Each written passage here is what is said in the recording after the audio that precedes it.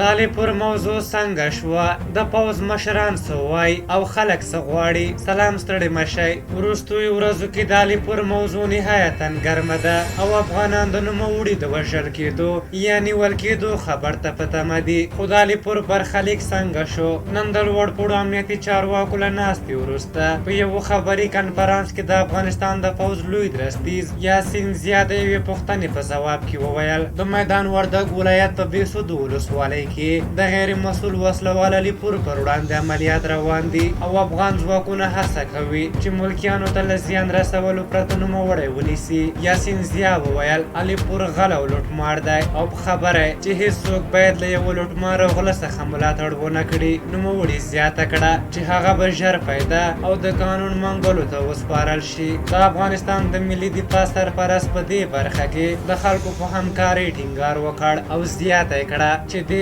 مسلې ته د څوک قومي رنګ نه ورکوي. د یادونې وړ ده چې د میدان وردګ په بېسودو ولسوالۍ کې غیر مسؤل وسلوال علیپور څو ورځې مخکې د ملي اردو یوه سرخکه وویشته چې دې پیښه کې د 4 پیلوټانو په ګډون 9 افغان پوځیان ووژل شول. بلخوا د ولسمشر دویم مرستیال سرور دانش چې د علیپور ملاتړی بلل کېږي د یاسین زیا سره د لیدنې انځورونه یې خپاره کړي او ویلي دي چې د بېسودو په موضوع ورسره غږېدلی. که څه هم د دغه لیدنې وخت موږ ته دقیق نه دی معلوم چې له خبري کنفرانس مخکې شوې که وروسته، خو خلک د سرور دانش په کړو شک لري. په هر حال دغه راز خبري کنفرانس کې د افغانستان د ملي دفاع وزارت سرپرست جنرال یاسین زیا وویل چې افغان ځواکونه له خپلې خاورې څخه ساتنې ته پوره چمتووالی لري، خو په وینا یې چې د نړیوالو مرستې یوه اړتیا ده. په هر حال تاسو د علیپور او یاسین زیا د خبرو په اړه څه نظر لرئ؟ خپل نظرونه مو راته په کومنټ کې ولیکئ. که زموږ ویډیو مو خوښه شوې وي ضروري لایک کړئ. تر بلې ویډیو مو په لیه بخښونکي خدای سپارم. د الله په امان.